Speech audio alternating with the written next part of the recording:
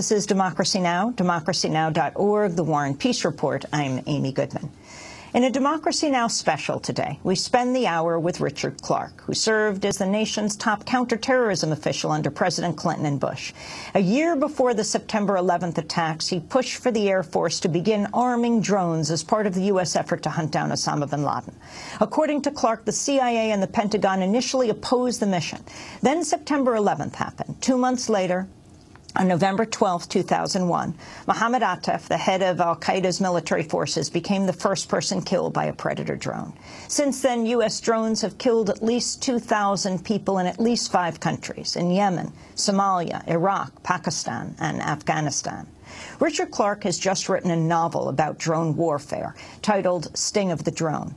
Democracy Now!'s Aaron Mate and I interviewed Richard Clarke last week. He joins us from Washington, D.C. I started by asking him to describe the plot of his novel. It was very incongruous that the American pilots who are flying over the Swat Valley in Pakistan are actually in Las Vegas, or just outside of Las Vegas in Creech Air Force Base. And I tried to imagine, and actually did some research into what it was like for those pilots.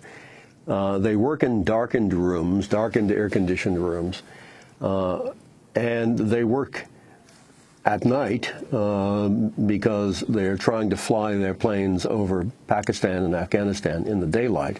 And so because of the time shift, they're on a night shift in local time.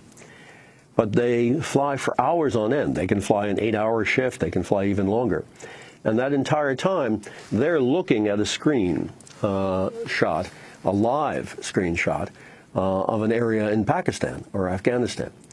And they think they're there. They get into it. They think they're flying over Pakistan. They're all trained pilots. They're all people who actually know how to fly fighter planes and have flown them in the past. And most days they do nothing except reconnaissance. But some days they actually do a strike and kill people. And then they get up and walk out from this darkened, air-conditioned room into Nevada.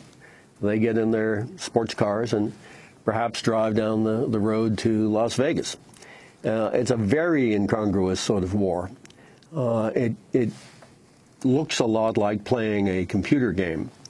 And it has to change the way they think about things. I think they have to really work at realizing that they're killing people, that these are real people. This is not a video game. But it's very hard for them to realize that when they go home to their nice ranch houses outside of Las Vegas. So I wanted to capture that. I also wanted to capture the notion that the people who are the repeated targets of the drones might fight back against the drone program. And if they did that intelligently, using all of the techniques and tricks, political, propaganda, intelligence, cyber, military, terrorist, what would that look like? And could that include coming to the United States and hunting down the pilots who live in Las Vegas? So that's, I don't want to give away too much of the plot, but that's the premise. Why did you choose to write this book as a novel? Why did you write Sting of the Drone? Well, I thought if I had written a sort of polemical nonfiction work that provided the history but also provided my opinions in clear form, that would reach a very limited audience. But I thought that if I could write it in a thriller format, if I could succeed in channeling Tom Clancy, that it would appeal to a broader audience that would just not pick it up if they thought it was a screed against drones.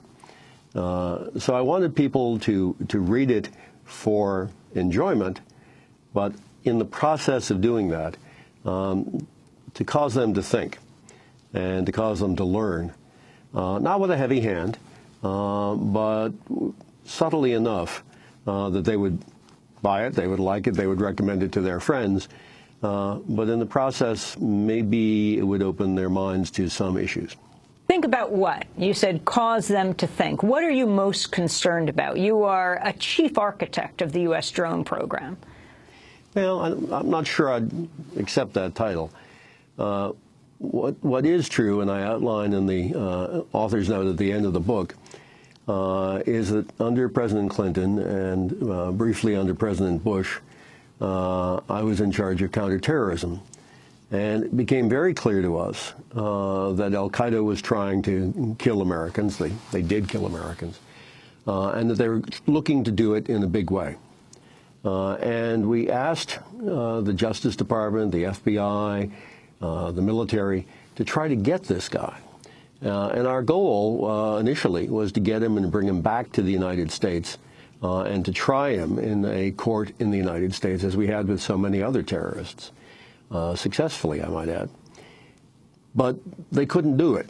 And so the question arose, if we can't get him, if we can't arrest him, is there anything we can do to stop him? And one of the questions was, could we do something other than just throw cruise missiles into Afghanistan, as had been done in the past, with no real success?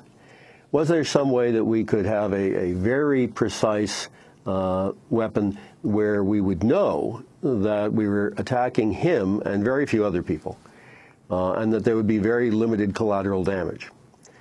And that was the program I tried to create. Was unsuccessful in creating it.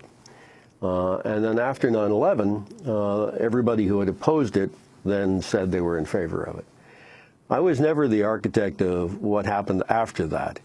What happened after that, as you say, is probably 2,500 people got killed in 5 countries.